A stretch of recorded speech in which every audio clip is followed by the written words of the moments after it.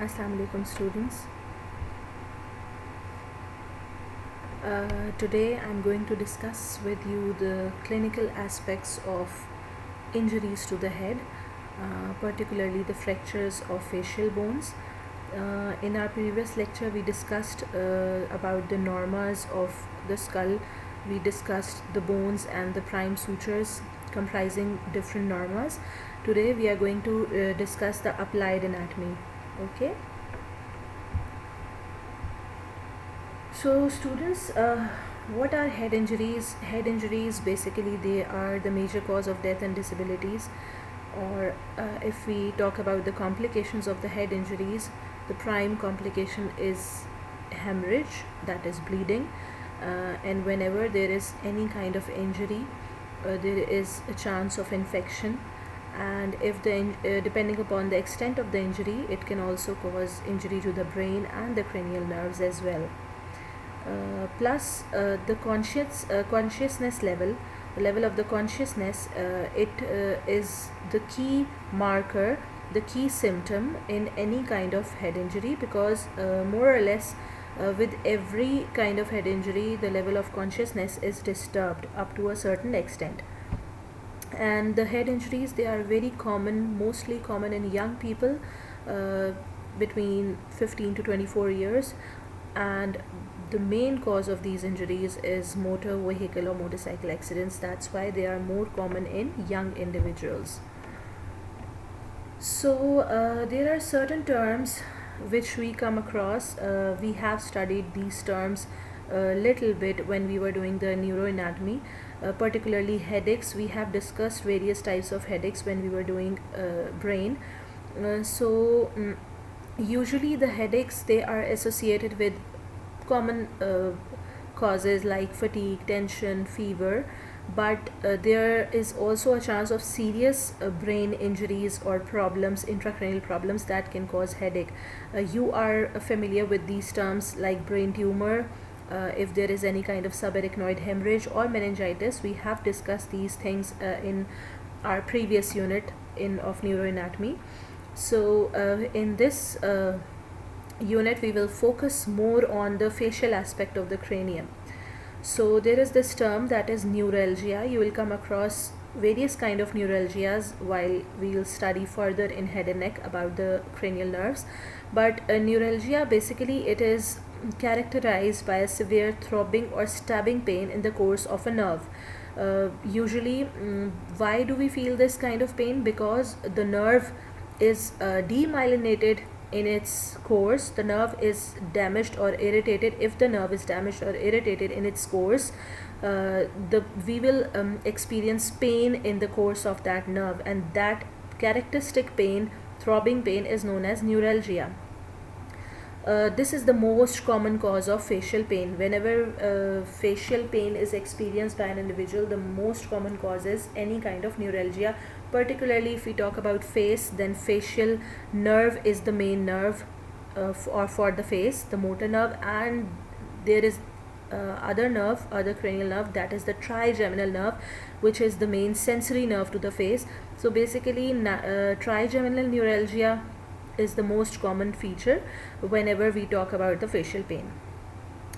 Okay, these terms such as facial neuralgia, they always describe a diffuse kind of painful sensation, which means that we can't localize a single area on the face that we are facing pain at this region.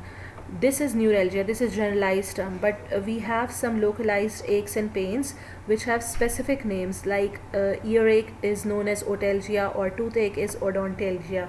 So overall, neuralgia is a broader term describing any kind of facial pain because of any irritation of the nerve. Okay. Coming to specific regions of the skull of the face, the specific injuries to specific regions. First is the injury to the superciliary arches. The superciliary arches, these are the, if you can see the cursor here, the region just above the eyebrows, or the region of the eyebrows of the face, is the superciliary arches. They are basically bony prominences, sharp bony ridges on the facial bone.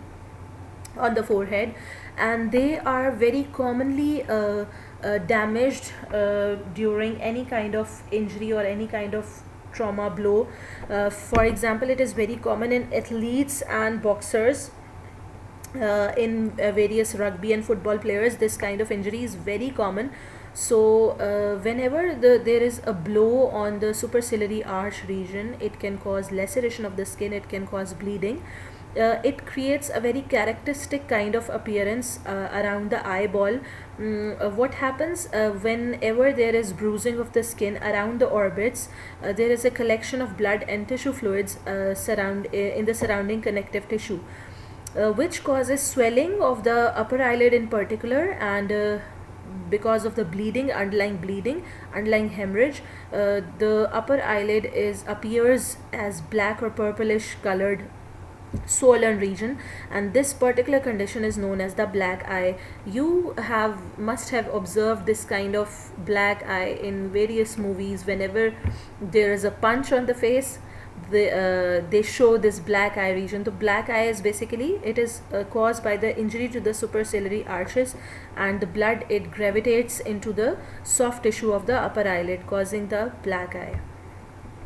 Second, and the most important, now this is important class, you have to memorize the fractures of the maxillae and the associated bones of the face by heart. We have a specific classification for these fractures, that is the Lefort classification. Basically, Dr. Leon Clement Lefort, he was a surgeon, French surgeon, and he classified 3 common variants of fractures of the maxillae. We use the term maxillae because in these kind of fractures, mostly not a single bone is affected. A combination of fractures of various bones of the face creates specific orientation, specific observations. That's why we broadly divide the fractures of the facial bones into 3 major categories, and we name it as fractures of the maxillae, and we will discuss the categories in detail now.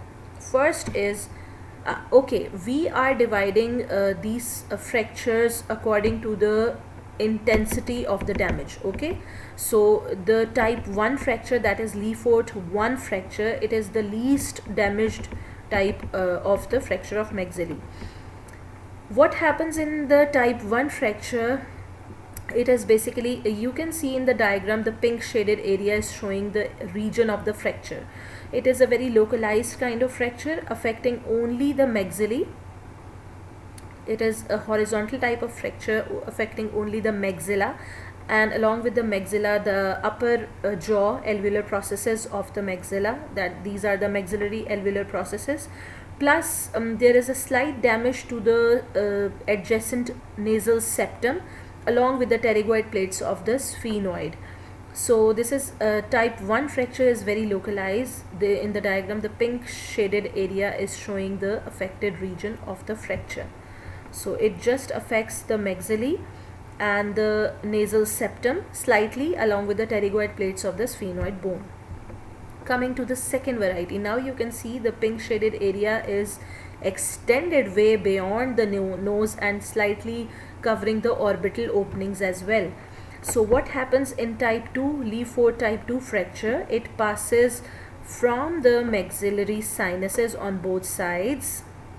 Okay, then the infraorbital foraminas, you can see in the diagram, these 2 foraminas on the maxilla, they are affected, along with the I told you the orbital margins and the orbital openings are also affected. So we have their lacrimal bones, small lacrimal bones and ethmoid bones, they are also affected, and this type of fracture affects the bridge of the nose as well, the whole of the nasal opening, nasal septum, the bridge of the nose, along with ethmoid, lacrimal bones of the orbit and the maxilla, along with the sinuses of the maxilla, they all are affected in this type of fracture.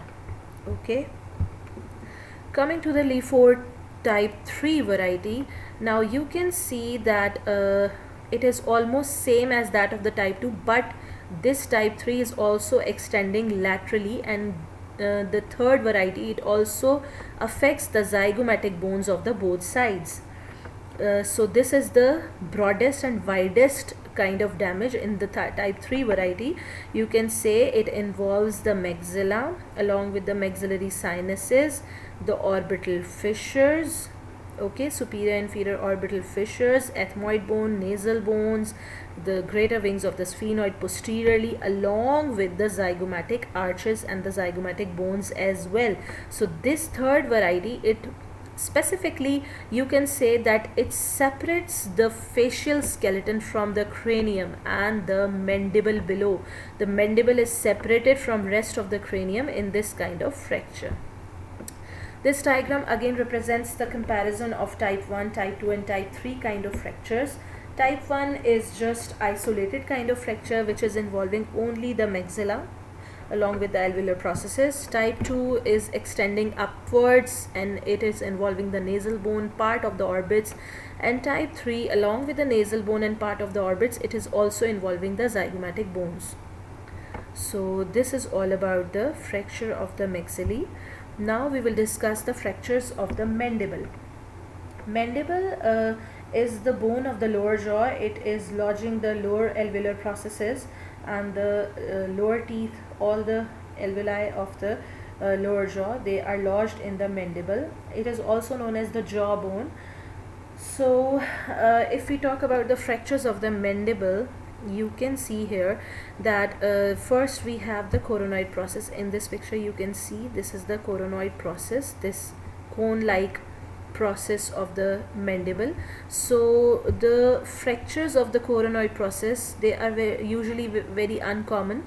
What we see is that the fractures of the neck of the mandible are more often, they are transverse and they are associated. Whenever there is a fracture of the neck of the mandible, there is dislocation of the temporomandibular joint, because the neck is very close to the head of the mandible.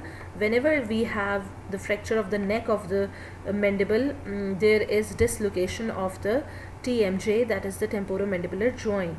Then we have fractures of the angle of the mandible.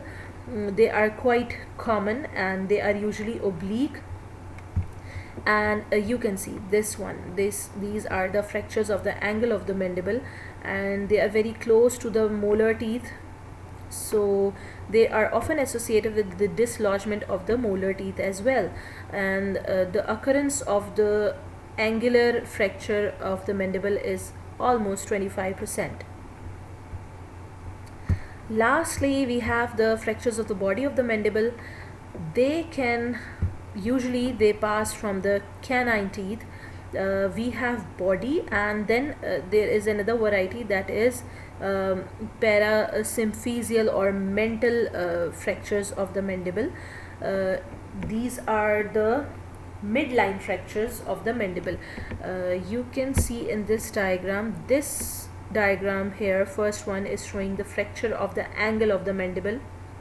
You can see the dislodgement and the breakage at the specifically at the angle of the mandible. And the second diagram, this is showing the fracture, midline fracture, that is the symphysial or the mental fracture. Mental refers to chin. midline में जब भी ये fracture होगा, it is the mental fracture of the mandible. और बिल्कुल इसके साथ अगर होता है adjacent to it, तो ये body of the mandible का fracture होगा. Basically जो mental fracture है, this is also included in the fracture of the body of the mandible, but because it is characteristically in the center, तो हम उसको specify कर देते हैं as mental fracture. In this diagram, you can see the lines, the black lines are showing the regions of the fractures. So the angular fracture is always oblique. Okay, so these are the mandibular fractures. Lastly, you should all remember two terms. One is craniotomy and one is craniectomy. These are basically surgical processes through which the cranial cavity is accessed. It is opened while surgeons, while performing any kind of surgery in the brain region, they have to first open up the bone. The skull bone has to be removed from that area so that surgery can be performed. So to remove the bony flaps, there are two methods. One is craniotomy and one is craniectomy. When we talk about craniotomy, it is basically the section of the neurocranium, that is the bone flap. When it is elevated or it is removed for any kind of surgery, it is opened. Then after performing the surgery, this flap is put back into its place and it is joined by the rest of the skull through wires or through metal plates. Okay, but in craniectomy, the main difference is whenever we remove the bone flap, it is not replaced after the surgery, and it is kept open. That is craniectomy. Here you can see the difference. In craniotomy, first what are we doing? We are removing the part of the bone flap is temporarily removed. Then after the surgery, it is placed back again and onto the skull, and it is placed secured by wires and metal plates. This is craniotomy. First you open, then you put it back and you close it. In craniectomy, we open, we remove the bone flap surgically, and then this bone flap is not placed back on its original place. This is the main difference of craniotomy and craniectomy. This is important, you should remember this. Another diagram, this is showing this is the bone flap that is removed along with the musculature of the scalp, and this purple colored flap is showing the dura mater, the meningeal layers. These are removed and then the brain is exposed for surgery. If this is craniotomy, then after surgery this whole bone flap will be placed back on its original place. But if craniectomy is being performed to release the pressure or to release the intracranial pressure in any kind of injury or any kind of procedure, this bone flap is not placed back. Clear? So this was all about today's lecture. Please go through the clinical anatomy pages of these topics from your books, but and you have to follow KLM, specifically KLM, no other reference book. So just go through the blue clinical pages of KLM regarding these topics. This whole lecture is derived from your book KLM, so please follow that and just revise it. I'll soon share your assignment related to the bones of the skull, the normas and the clinicals, which we have discussed today.